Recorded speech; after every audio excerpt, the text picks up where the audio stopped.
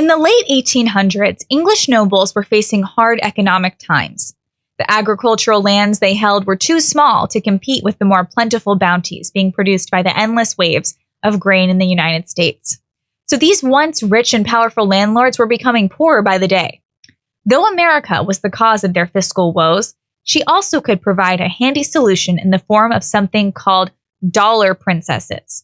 These were the female heirs of rich American magnates and industrialists who married into English aristocracy. The English nobles got an injection of large amounts of cash, and the Americans got fancy titles as a sign of elite status. There were some cultural conflicts when these commoners from the colonies invaded the exclusive circles of the aristocracy, but overall, things worked out. After all, it was the first dollar princess, Jenny Jerome, who would marry Lord Randolph Churchill and give birth to the man who would lead the UK as Prime Minister in World War II, Winston Churchill. Fast forward a century and some change, and the situation seems to be playing itself out once more, but to an entirely different end. This time, instead of money, the marriage seems to be an attempt to inject some celebrity and internet influencer clout into the royal family. I'm speaking of the marriage of Hollywood actress Meghan Markle and Prince Harry, Duke of Sussex. Meghan was born and raised in California with an acting resume that includes shows like CSI, General Hospital, Suits, and movies like Get Him to the Greek, Horrible Bosses, and Remember Me. And with a stint as a briefcase girl in Deal or No Deal, you would think she'd be used to being a celebrity.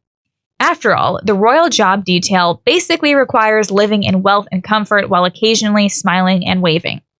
But alas, such was not the life for Harry and Meghan. A mere 2 years later, after their 2018 marriage, came the Megxit.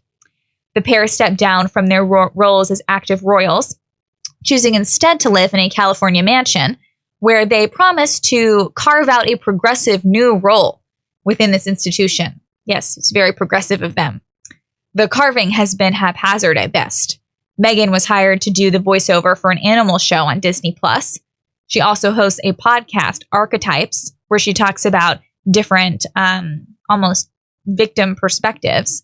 There was also going to be a cartoon for kids, but that got canceled by Netflix in its early stages. But given the fact that Harry and Meghan are trying to transform an institution they no longer belong to, it's questionable how much her work in media actually accomplishes. What is clear is the couple have a very dim view of British royalty, especially for Harry, who lost his mother, the former Princess Diana, when he was a child. It's understandable that there would be a degree of hostility between him and his dad, the new King Charles, who cheated on his mother before her passing. Since then, Harry has stepped up to serve in the military in Afghanistan, but was also caught in some compromising pictures taken in Vegas. He's clearly someone who's dealing with a lot of issues. So there Meghan comes in to solve the problem. But Harry is not the first member of a royal family to experience such conflicts. And tellingly, his story is not at the center of the couple's critique of British royalty. That role has fallen to Meghan, who has taken center stage, who has repeatedly voiced her concerns on Oprah and elsewhere that the British royals are racists. This critique of the royal family's structural racism has culminated with the couple being awarded with the Ripple of Hope Award by the Robert F. Kennedy Human Rights Organization this month. News of this award has outraged fans of the British royalty who point out Queen Elizabeth's historical support for civil rights leaders like Nelson Mandela and Bishop Desmond Tutu as a form of counterargument.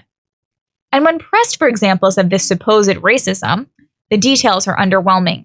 In one instance, the couple interpreted the question of who their baby would end up looking like as a racist remark. What's more, the incident left such a shallow impression on the couple that neither can clearly recall or will not share who made the remark and when. The fact of the matter is that Meghan never really seemed very impressed with royalty.